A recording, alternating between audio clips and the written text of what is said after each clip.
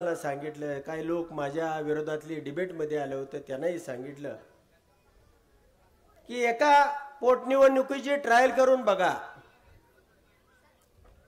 आणि हे काय मीडियामध्ये सांगण्यासाठी साहेब नाही, मी खरोखरचा राजीनामा देतोय. कारण ह्या ठिकाणची जी परिस्थिती आहे ही लोकांना मान्यच नाही. का कुणाला मान्य आहे? हात वर करून सांगा की असं मतदान होऊ शकतं आपल्या तालुक्यामध्ये. मार्कडवाडीकर सांगा, तुमच्या गावामध्ये हे मतदान होऊ शकतं? मग तुम्ही 1400 लोकांनी जे मला मतदान दिलेलं आहे, 1400 लोकांनी तुम्ही अफिडेव्हिट घालणार का? अफिडेव्हिट करून देणार का? मी निवडणूक आयोगाकडे असा अर्ज करणार आहे की सगळ्या तालुक्यातल्या ग्रामसभेचे ठराव तर माझ्याकडे आलेलेच आहेत. मी साहेबांना एक ठराव आता दाखवलेला आहे. मार्कडवाडी मधल्या 1400 ज्याही लोकांनी मला मतदान केलंय तेवढ्याच साहेब, मला त्या ठिकाणी 800 मतदान दाखवलेलं आहे, त्याला 1000 मतदान दाखवलेलं आहे. गावानं मतदान त्याला 500 केलेलं आहे, नाही असं नाही. परंतु ज्या 1400 लोकांनी मला मतदान केलं ते तुम्ही अफिडेव्हिट करणार आहे का? सगळं गाव हात वर करून सांगा.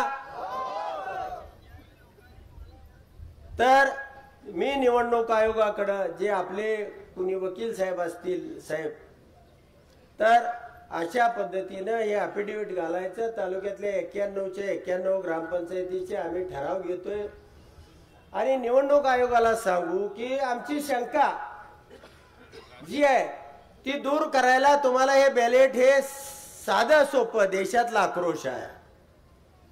तुम्ही पुलवामा दाखवताय, तुम्ही लाडकी बहीण दाखवताय आणि त्या ठिकाणी लाडकी मशीन करताय. प्रत्येक वेळेला काहीतरी दाखवलं जातंय. लाडक्या बहिणीनो तुम्ही सांगा, तुम्ही दिली मतं? पवार साहेब तुमच्याशी संवाद साधणार आहे. तुम्ही त्या ठिकाणी तुम्हाला विचारणार आहे की असं असताना लाडक्या बहिणीचा 2-4 हजार मताचा परिणाम झालाय, नाही असं नाही, पण एवढा मोठा परिणाम होऊ शकत नाही. म्हणून आपल्याला या ठिकाणी ही लोकशाही वाचवायची असेल तर ती पवार साहेबच वाचवू शकतात. यासाठी मी निवडणूक आयोगाकडे माझ्या बॅलेट पेपरवरती निवडणूक घेण्याच्या अटीवरती तुम्हा सगळ्यांना विचारून मी राजीनामा देऊ का? हात वर करून सांगा, बॅलेट पेपरवर मतदान होणार आहे, होणार असेल तर मी राजीनामा देऊ का? सगळ्यांनी हात वर करून सांगा.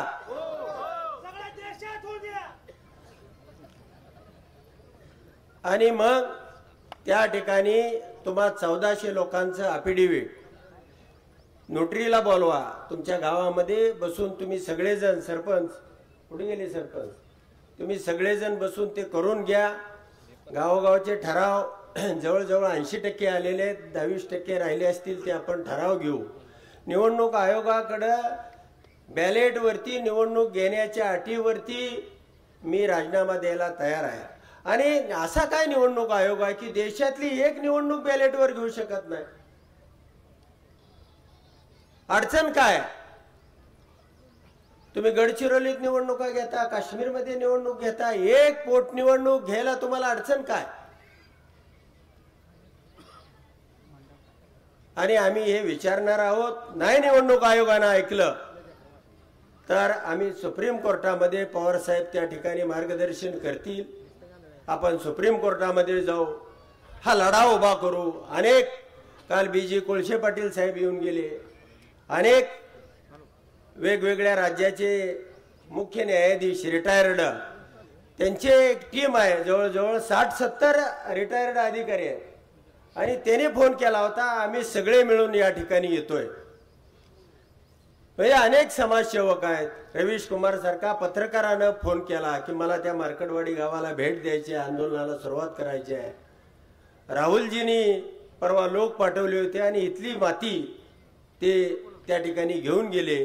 ही बंडाची, स्फूर्तीची, ही लोकशाहीची, लोकशाही वाचवण्यासाठीची ही माती त्या महात्मा गांधीजींच्या चरणावरती अर्पण करायची आहे. आणि मग मला या माध्यमातून सांगायचं आहे, साहेब आपण अनेक चढउतार आयुष्यामध्ये पाहिलेले आहेत, अनेक आंदोलनं यशस्वी केलेले आहेत.